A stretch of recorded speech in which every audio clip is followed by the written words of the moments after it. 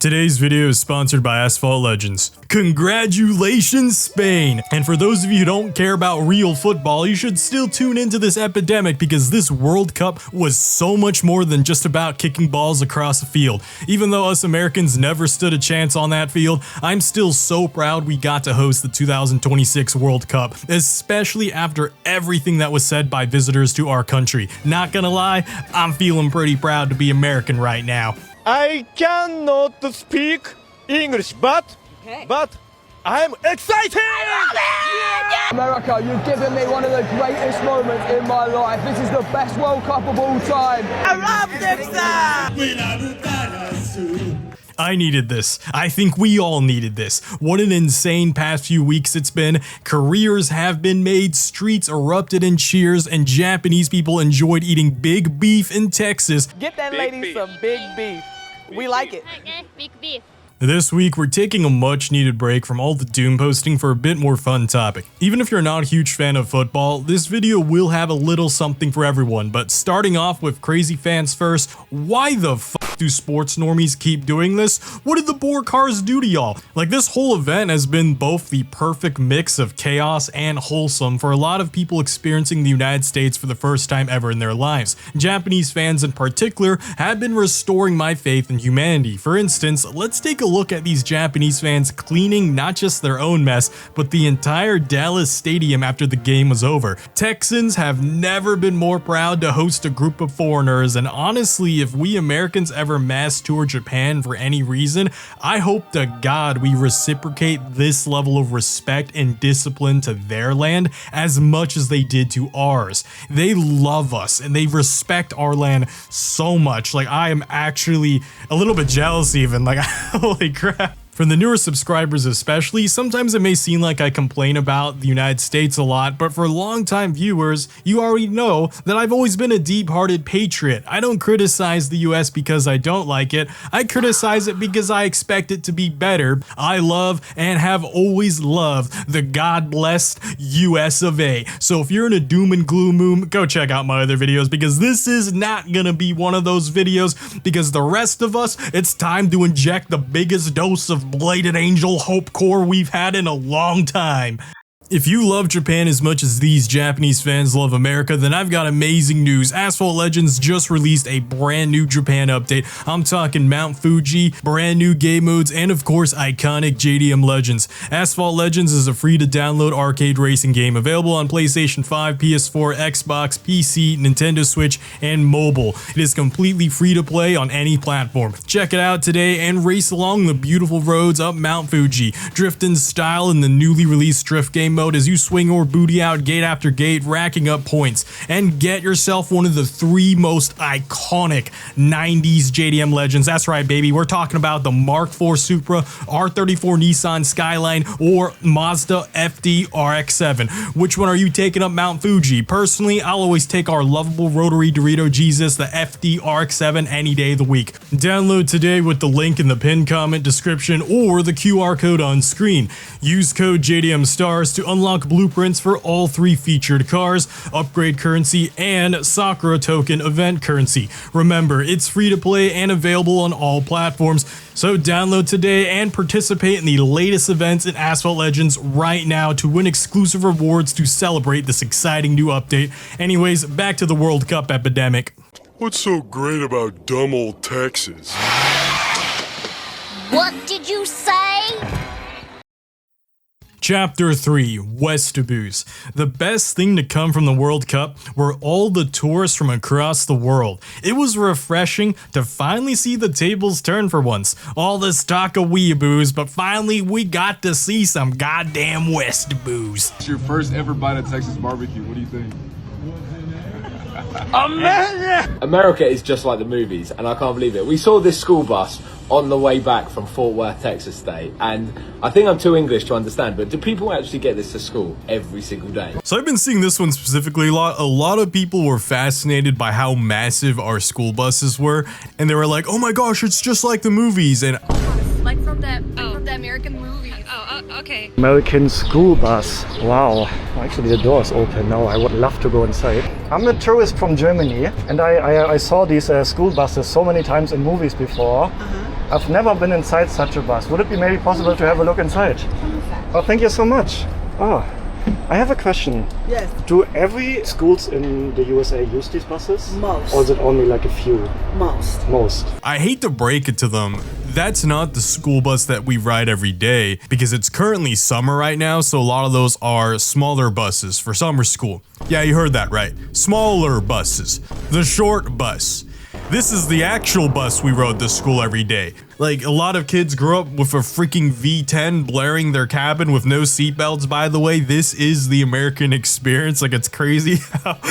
Like, for most Europeans, their first time experiencing a V10 is probably by sitting in a Lamborghini Orkan or sitting in a Dodge Viper or like a supercar, like a Lexus LFA. But every American has basically just grown up riding in a V10 school bus and just took it for granted. Alright, huge last minute decision. I've actually decided to swap chapter 3 with chapter 1 because my primarily American audience, it dawned on me that my audience retention will get annihilated since most of them, admittedly, don't lie to me, probably don't care that much about proper football or what they call soccer. So all the football related stuff about the actual World Cup games is going to be in the final chapter. That used to be chapter 1. So thank you for understanding. Here every day.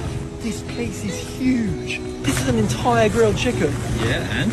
It's only $5. This is probably the best store I've ever been. I'm just glad people came to have fun, and more importantly, that so many foreigners got to experience the United States for the first time, and had a great experience with it. While I have traveled the world quite a few times because I have family from abroad that lets us stay over at their place whenever we visit, I was obviously born in the United States and primarily live within the United States for the majority of my life. And myself and many others probably have taken for granted how high trust of a society we still are, especially compared to the rest of the world. Because whether it's conversations in elevators, rotisserie chicken at every single corner store, or free appetizer at restaurants, USA, a Mexican restaurant. We had not yet ordered anything, and the food was already arriving. Chips, salsa, unrequested, free. By the time that my actual food arrived, I was a ruined man. We're doing okay for ourselves. Bro was defeated by all-you-can-eat nachos at your average Mexican restaurant you can find anywhere in the United States, and damn, I'm kind of jealous. It's like something that we can never experience for the first time because we just grew up here, right? Like that is kind of a surreal experience coming over from where they came over. So like that's just cool to hear it experienced from their lens, right? Most of us Americans are so spoiled for being trusted with these free bread, nachos, and other free appetizers whenever we sit down at these restaurants that our parents used to even tell us, hey, don't touch it. It's gonna ruin your appetite. Don't fill up on cheap food. Wait for the actual meal. Meanwhile, seeing these guys just be like, don't mind if I do. Like, I feel a bit rude, feel a bit like we've been taking some things for granted. Having said that, let's tie this back into the situation. Regarding the United States, in spite of all my doom posts, I think we're gonna be okay. I think the future will still be okay. If we can someday become the version of America that the rest of the world still believes we are, then I'll keep holding on to a brighter future. And moving on to one of the things I really am excited to talk about and watch foreigners experience was the crushing realization of how huge our country actually is. There's a reason the entire continent of North America has a majority of its landmass taken up by just the single nation of USA, baby. It still blows my mind how many people still don't realize how massive the continental United States is. One of my German friends on Discord way back in 2021 unironically thought you could drive from, you have friends like this too, I guarantee you do, in your Discord servers too, who are like overseas, right? They think you can drive from Florida to New York to Texas, like they're just casually next to each other. Like, oh, you can just do that in one day, bro. Yeah, it just takes a few hours. Like as if entire states are just singular cities and not the massive country, if not multi-country sized entities that we just call states. I will always cherish his reaction to the moment when I first shared overlaying Germany over Texas and then just kind of sitting there and being like, hey, just for more flavor, let's start throwing in a few countries on top of it. Just boom, here you go, here you go, here you go. Don't get me started on Alaska either. Like, we can fit so much more. Now, to be fair, this is absolutely true in the opposite direction. So I'm not going to pretend that there aren't a lot of Americans and Yankees out there who know nothing about the outside world, Europe, South America, Asia, or otherwise, right? Can you name a country on this map? Nobody does Africa? Nope. Russia? Nope, that's China. Asia or Africa? That's a continent. Oh. Mexico. It's right down here. Nope, that's India. So I formally apologize for our ignorance, as well as especially our complete utter lack of train or bus or public infrastructure in general, since some Europeans mistakenly thought that they could just walk from their hotel in upstate New York into Manhattan without a car or motorcycle. Like, they could just casually go to the stadium, not realizing that without a form of personal transit, you have no actual way of getting around in a timely manner in the United States. I cannot wrap my head around how big the US is. I'm flying from New York to Austin now for over 4 hours, and I barely made it across half of the country. I don't know if it's just because I'm European. I'm wondering, like, the people from here, do they realize how big the country is? This country is huge. And again, they severely underestimate how massive a single portion of a state is. I know Hollywood constantly only shows Long Island, but New York is so much larger than just that island. Like, the fans who booked multiple tickets for multiple games across the country, again, I'm so sorry we don't have trains, that's definitely on us. Therefore, most of them had to fly instead, way above the clouds for several hours at a time. And while they were there, they witnessed the pure beauty of our mountain ranges, lakes, forests, farmland, and even massive deserts. The scale of America, and especially the diverse biomes we have, is massively undersold to people who only consume it through media. Within the car community, a lot of people used to be super elitist about car rallies across the continental United States, never being as good as rallies elsewhere in the world, so they would never bother even booking a rally in the US, even though that some of them lived in the US their whole lives, but you can tell they just never leave their own state even. And yeah, it's kind of sad. Some people visit other countries before they visit neighboring states. Always thought that was kind of weird. But thankfully, every single car enthusiast, especially European ones, would always agree that the only people who think the United States isn't a beautiful nation are the ones who never truly traveled across it. Even one of our biggest rivals, China, literally calls us Meiguo, which means land, beautiful land. If you want to hate America, watch the news. But if you want to love it, actually journey across it on the open road or above the skies or through the non-existent train lines. Again, I'm so sorry we don't have one of those. We really need one. And before Unc Bladed gets derailed by the 10,000th urbanism tangent, I gotta move on. Speaking of apologies though, I also gotta apologize on behalf of our ass measurement system. Like, I forgive every foreigner for not wanting to learn it, but by not Googling basic conversions before visiting, it led to some of the funniest situations. Like, quite a few Europeans, when they booked hotels in New York and saw 200 miles away, and if they didn't do the miles to kilometer conversion before booking, they're just like, it's in New York. New York's close to New York City, right? God forbid the ones who try to walk. Like, shout out to this guy, a complete determined psychopath who decided to just walk anyways, but holy crap, walking on the side of freeways is definitely unsafe. Bro needs to remember our interstates or open world PvP zones. I do not recommend doing that ever again to any tourist who visits us ever again. Please call an Uber or rent a car or motorbike instead. Speaking of which, if you just found this channel and you want more epidemic slop, or you've been enjoying my epidemic slop currently, then make sure to subscribe. I genuinely cannot believe I'm actually headed this quickly towards 1 million subscribers. We can hit it before this year ends. Actually unbelievable, guys. So make sure to subscribe and like this video and share it to your friends. Anyways, you want to see fans and companies raise some hell? Guys, if you thought matches between teams was the only competition going on during the World Cup, think again. We got some crazy fan interactions, as well as my favorite, corporation versus corporation PvP. Let's go, baby. I love it when rich motherfuckers fight each other. They are literally covering up the logos of everything. Like, even the Heinz ketchup and mustard that people use to put on their hot dogs. What's even crazier is that the games are usually taking place at the Levi's Stadium, but because Levi's never paid them, they are covering up their logo as well. Chapter 2, the absolutely absurd. To explain this one, a lot of American stadiums are owned by major brands, but FIFA, being the host of the World Cup, doesn't want any non-approved brands having their logos or even their names shown during the games, so they just called these stadiums by the city they were located in. FIFA went so far that they even taped Heinz ketchup bottles at stadium hot dog stands and even covered every single logo on stadiums that had the company logo imprinted on the chair. That is tens of thousands of chairs that they had workers manually going through taping up. The capacity at Boston Stadium, you can't call it Gillette for this, Boston Stadium for the World Cup is 64,146 people. That means someone had to put 64,146 very small pieces of blue tape over every single Gillette logo on every seat.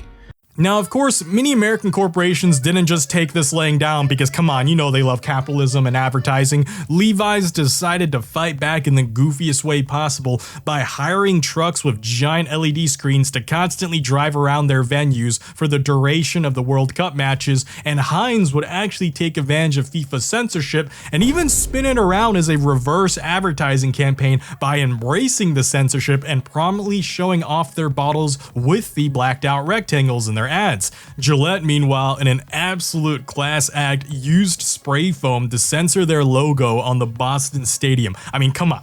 Now that's some creative advertising. It apparently worked really well since their sales shot up massively from this campaign. And even though Heinz is second place, like guys, it's condiments. Have you been to the grocery aisle of a store? They basically have a monopoly on the condiments aisle. And to be fair, maybe none of these companies even cared about whether or not this would boost sales. It might have just genuinely been out of pettiness, and I'm all for that because maybe they just wanted to, make a point for having their stadium censored. I'm probably just thinking too deeply about it. It's just funny regardless, right? Now, another absolutely absurd development has to be, bear with me here, the Iran versus Egypt game. Basically, Seattle's going to be hosting a designated pride match where the whole city and stadium is going to be rainbow themed in celebration of gay pride. And you know what teams ended up being selected for the gay pride game? Iran and Egypt. That is right, out of all 48 teams, two of the least pride-friendly countries where being gay is literally illegal are now facing off in what is arguably the gayest sporting event of the year. Apparently, Egypt is already complaining and trying to push back on this. I do not care where you stand politically. You have to admit, this is fucking hilarious. To the complete sociopaths who planned it out this way, Godspeed, you beautiful bastards. But moving on to one of my favorite and most absurd developments from the World Cup were the Mexican fans who always managed to find and dox the exact hotel their rival teams were playing in.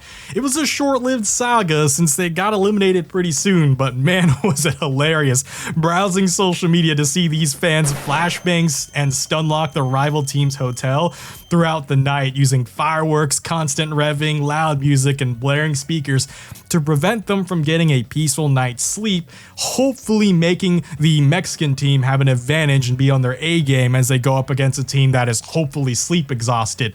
Seems like the strategy wasn't foolproof because they didn't win, but hey, it's still pretty funny. Now, I do have to admit, I do kind of feel a little bit sad for the random hotel workers and other people who are just, in attendance at that hotel, because imagine booking a hotel for the World Cup game tomorrow only to not get a single wink of sleep because fans outside are trying to meta game the rival team that is staying in your same hotel. Absolute cinema. Gotta respect that commitment from Mexico. So taking a brief detour from the World Cup, watch this Chase executive board member. We're talking a net worth possibly in the millions, that she has the audacity to steal a $168 trash can and dump all of its garbage onto the city streets. Absolutely no respect for the city, no respect for her own country. And even though this isn't World Cup related, it's absolutely worth mentioning since I'm going to take any chance I can to dunk on these executive husks. This is absolute corpo clown behavior. Now, thankfully, she was fired for actions. Love to see it. Actually got some accountability for this awful behavior. Reminder, lost her job over $168. Like, that's just so, like, look at her smug ass smile. I'd love to see it, baby. Love to see it when rich people get held accountable. I cannot imagine the level of entitlement that had to be going on through her mind as an executive board member to think that she could litter her own city and get away with it when foreigners from thousands of miles away aren't even being that disrespectful. In fact, they're doing the opposite. Like I said at the start, they're actually being extremely respectful and picking up after their messes and everyone else's messes. Chapter 1, the World Cup Epidemic. We gotta open up with the IShowSpeed curse. Every single team this man has supported has lost. Everyone thought Argentina finally broke the curse, but Speed was only half-heartedly supporting them in their game against England. And then, when he finally started to warm up for them during their Spain match, they lost in the finals. Bro is not beating the curse allegations. I am so sorry, Argentina. Speed curses aside though, bro was still living it up, and he actually got to be the star of the closing ceremony, and I'm so proud of this guy representing Gen Z. We made the right guy famous. To me, seeing content creators become successful in the literal worldwide stage is a great shift in power back to the normal people, because celebrities are no longer this curated, entitled, and fake world of a select few people who knew a guy who knew a guy who knew a guy who was born from a family of a family of a family in Hollywood, or lineages of actors and singers and so on and so forth. It could just be a kid with a dream, with a camera, and with a stream, or anything in between. Since World Cup aside, I just want to celebrate how many W's that influencers and content creators...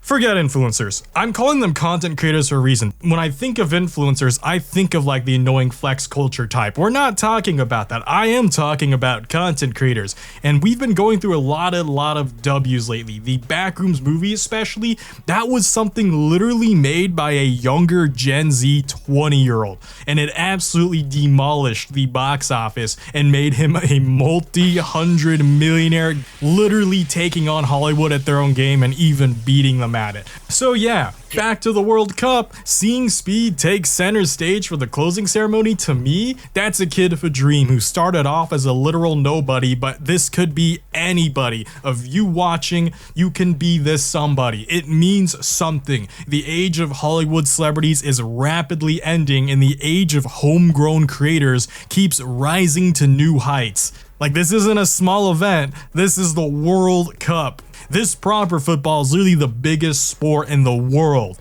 That's the magic of social media. With how much I hate on TikTok brain rot, social media and the mileage you get out of it at the end of the day is all up to how you use it. It can give more than it takes, because to this day, I have the internet to thank for being the only reason I'm even able to save a lot of money and work on cars and motorcycles, since I could just find a video of exactly what I need from some guy in a forum from 5 to 10 years ago. And that level of easily accessible information is still one of humankind's greatest achievements. At the end of the day, I think social media still has more positives than it does negatives. Now, moving on from Speed, we gotta talk about Messi. And wow, what an upset. Man was in tears, and I get it. But you've definitely heard this man if you don't live under a rock, because he's literally one of the most popular human beings on this planet right now. Second, Ronaldo. Like, a lot of people think the Kardashians are some of the most followed people on Instagram. Hate to break it to you, like I said, the world don't revolve around America and its hyper-consumerism culture. There's actual talent out there. Regardless, this match had everyone on the edge of their seats, and it took the second extra time period for Spain to finally score and deny Messi and Argentina from a back-to-back World Cup win. Something that has only ever been done twice in history, literally just Italy in 1934 and 1938 and Brazil in 1958 and 1962. Anyways, shout out Spain, enjoy your massive W, and better luck next time, Argentina.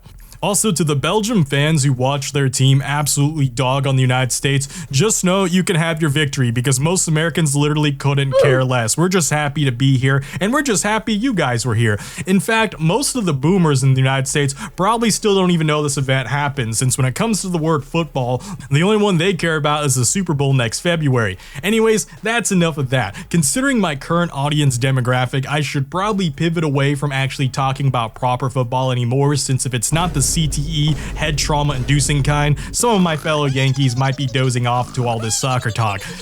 Hey, wake up. Anyways, I hope everyone who came and visited the United States had tons of fun and safe travels back home. You're always welcome to come back anytime, but for now, that's gonna be it for this video. If you enjoyed it, then make sure to like it and share it to your nearest football enjoyer. Yes, even the hand-throwing, head trauma delivering kind, just to remind them what real football looks like. Subscribe for more Epidemic Slop and check out my other videos if you haven't already. Thanks for watching, and I'll see y'all next time. Bladed Angel out.